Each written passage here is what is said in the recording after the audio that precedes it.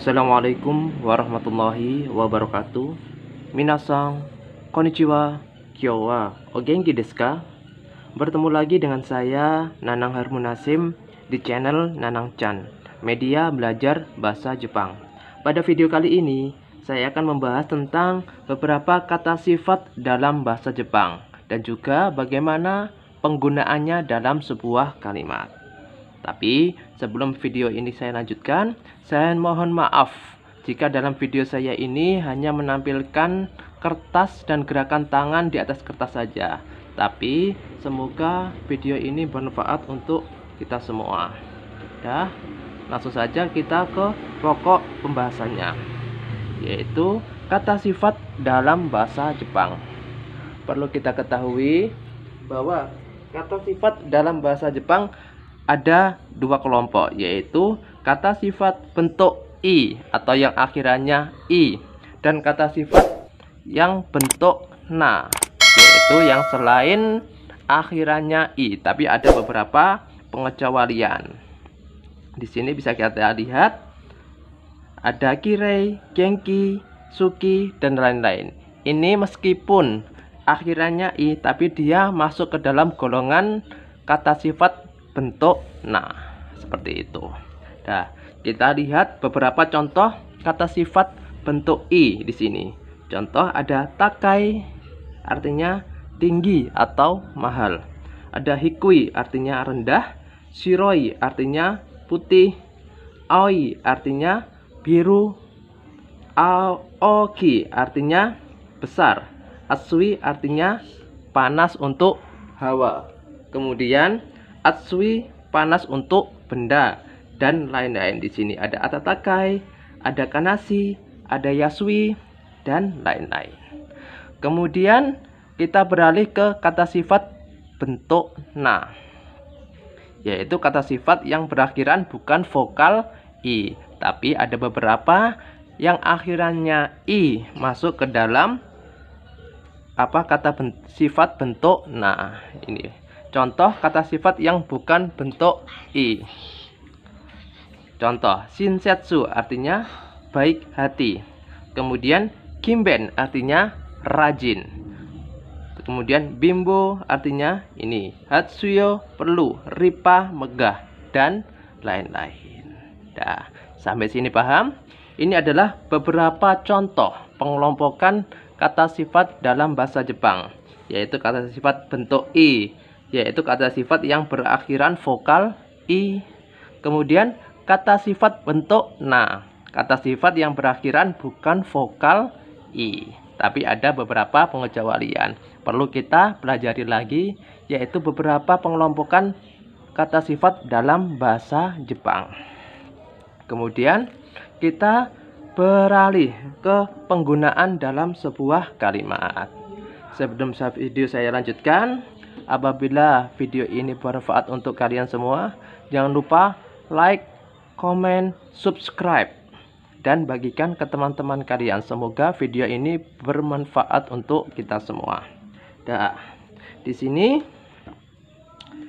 ada contoh penggunaan dalam sebuah kalimat. Oke, di sini saya menambahkan kotoba atau kosakata, yaitu kata totemo yang artinya adalah sangat.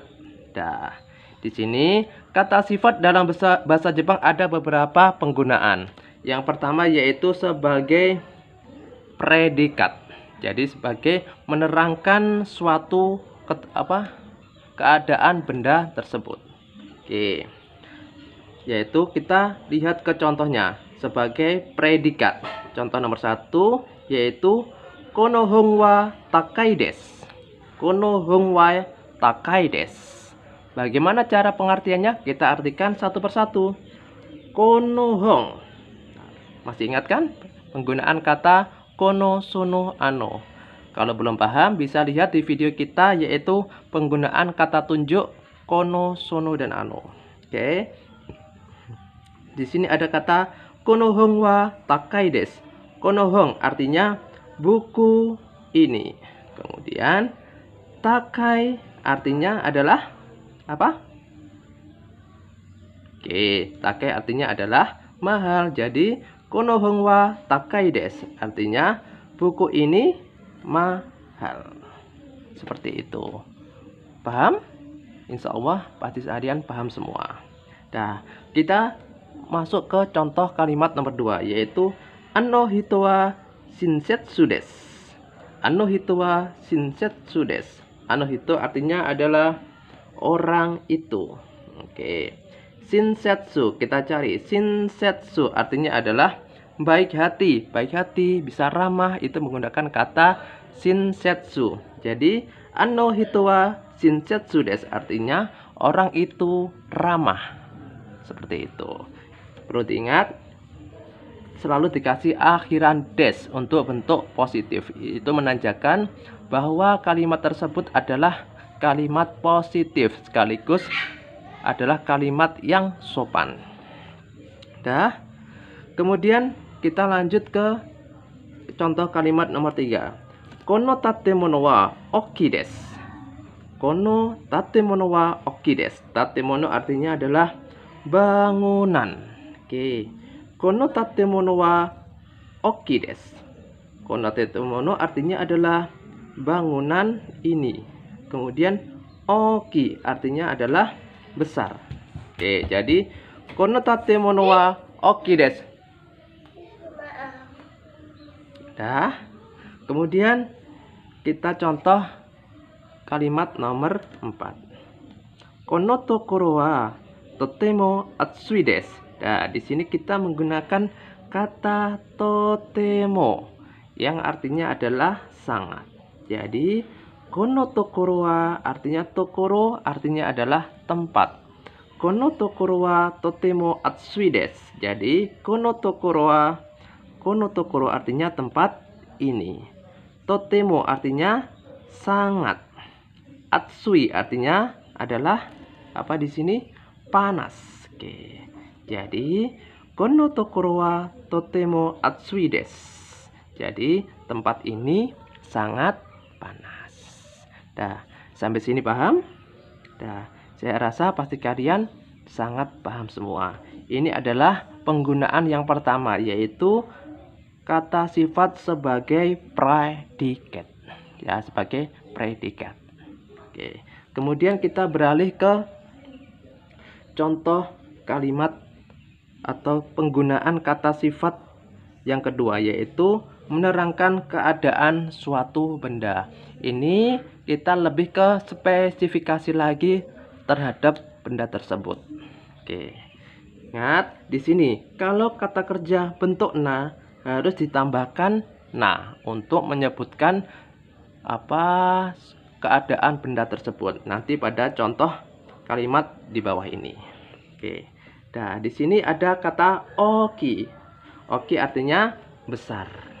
Oke, oki artinya besar. Jadi dia termasuk dalam golongan i.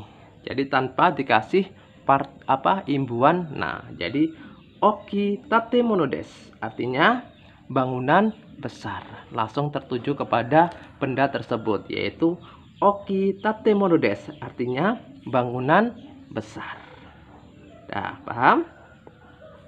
Kita langsung ke contoh kalimat nomor 2, yaitu takai fuku desu. Fuku artinya adalah pakaian. Takai artinya tinggi atau mahal. Jadi kita menggunakan kata mahal. Takai fuku desu artinya pakaian mahal. Nah, seperti itu. Ini adalah contoh kegunaan nomor 2, yaitu menerangkan keadaan suatu benda. Kemudian di sini kita ada kata kirei. Kirei artinya adalah cantik. Dia masuk ke dalam golongan nomor 2. Oke, kirei. Jadi harus ditambahkan dengan tambahan na. Jadi kirei na hito desu artinya orang cantik. Jadi kirei na hito desu orang cantik. Seperti itu. Paham kan? Harus dikasih tambahan na untuk menerangkan keadaan benda tersebut. Kemudian nigiyaka. Nigiyaka artinya adalah ramai. Dia masuk ke dalam golongan na. Jadi perlu dikasih tambahan na. Nigiyaka na tokoro desu, artinya tempat ramai. Ya, nigiya kana tokoro desu, artinya tempat ramai. Nah, sampai sini paham? Saya rasa pasti kakak-kakak pasti paham semua. Nah, jadi apabila ada yang perlu ditanyakan, bisa langsung tulis di kolom komentar. Nah, saya rasa pasti beberapa kegunaan kata sifat dalam bahasa Jepang ini bisa diserap oleh kakak-kakak semua.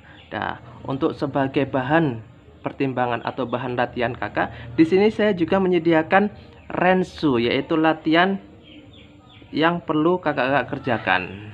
Oke, yaitu di sini ada ubahlah ke dalam bahasa Jepang dan sebaliknya. Di sini ada beberapa contoh kalimat atau kata benda dalam bahasa Jepang dan bahasa Indonesia.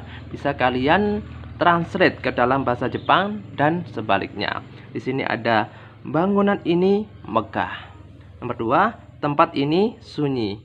3, pakaian ini sangat murah, dan sampai nomor 7. Ini bisa kakak kerjakan sendiri, dan apabila ingin dikoreksi bisa tulis di kolom komentar agar saya bisa mengoreksi mana yang harus dibetulkan, mana yang perlu dikasih tambahan dan lain-lain. Bisa tulis di kolom komentar. Ini beberapa rensu yang bisa kalian kerjakan secara pribadi. Dah, sampai sini paham?